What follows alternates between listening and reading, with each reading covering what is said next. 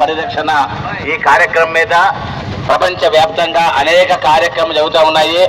దీనిలో భాగంగానే మనందరం కూడా మన యొక్క ప్రాంతాన్ని పర్యావరణ హితంగా ఉంచుకోవాలి. మీ అందరికీ తెలుసు, ఎండలు మండిపోతున్నాయి, భూతాపం పెరిగిపోతా ఉంది. ఇంతకు ముందు ఈ విధంగా లేదు. దీనికి కారణం ఏంటంటే మనమే కారణం. కాబట్టి భూతాపాన్ని తగ్గించే విధంగా, భూమి వేడికి తగ్గించే విధంగా ప్రతి ఒక్కరూ కూడా మన జీవన విధానంలో అనేక మార్పులు చేసుకోవాలి. దానిలో భాగంగానే ప్రధానంగా భూమి వేడెక్కడా ప్రధాన కారణం ఏంటంటే మనము వదిలినటువంటి కార్బన్ డైఆక్సైడ్ వాతావరణంలో ఉండిపోతుంది. మనం విడిచిపెట్టినటువంటి అంటే శ్వాసక్రియలో గాలి పీల్చుకొని గాలి వదిలిపెట్టేటప్పుడు మనం వదిలినటువంటి కార్బన్ డైఆక్సైడ్ని ఈ విధంగా వాతావరణంలో ఉండిపోతే వాతావరణం వేడెక్కిపోతుంది.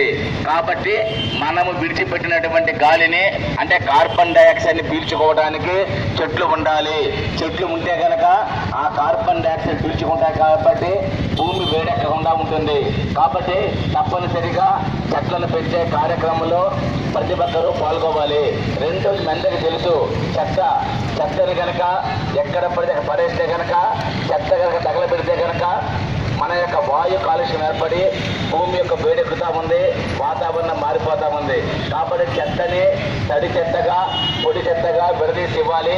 తడి చెత్త నుంచి ఎరువు, పొడి చెత్త నుంచి రీసైక్లింగ్ వలన సంపద వస్తుంది.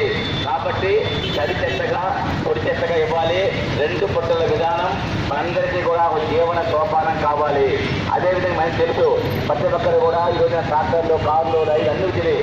వీటి వల్ల కూడా కార్బన్ డైఆక్సైడ్, సల్ఫ్యూరిక్ యాసిడ్ ఎన్ని విపరీతమైన సల్ఫర్లు ఉండడం వల్ల వాతావరణం వేడెక్కిపోతా ఉంది.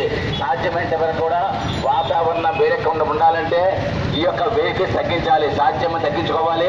రెండవది 2 కిలోమీటర్ల దూరం వరకు నడక మంచిది, నడకే మంత్రం. 10 కిలోమీటర్ల వరకు సైకిల్నే వాడాలి. కాబట్టి సైక్లింగ్ క్లబ్ని ఏర్పాటు చేసుకోవాలి. ఉదయపు నడక మిత్ర మండలులు, సాయంకాలపు నడక మిత్ర మండలిని కూడా తప్పనిసరిగా మనం ఏర్పాటు చేసుకోవాలి. అదేవిధంగా ఈ రోజున పండగ వస్తే పబ్బం వస్తే కూడా తప్పనిసరిగా ఈ ప్లాస్టర్ ఆఫ్ ప్యారిస్ విగ్రహాలు పెడుతున్నారు.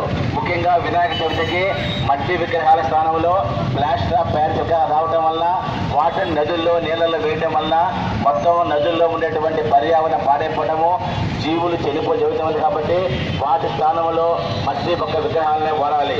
అదేవిధంగా ఈ రోజు జరుగుతున్న అనేక కార్యక్రమాల్లో ఏదైతే పర్యావరణానికి హానికరంగా ఉన్నాయో వాటన్నింటినీ కూడా పూర్తిగా తొలగించి, అదేవిధంగా మన యొక్క ఒంగోలు పట్టణాన్ని అందాల నగరంగా చూడాలి అంటే కనుక అది మీ అందరి చేతుల్లోనే ఉంది.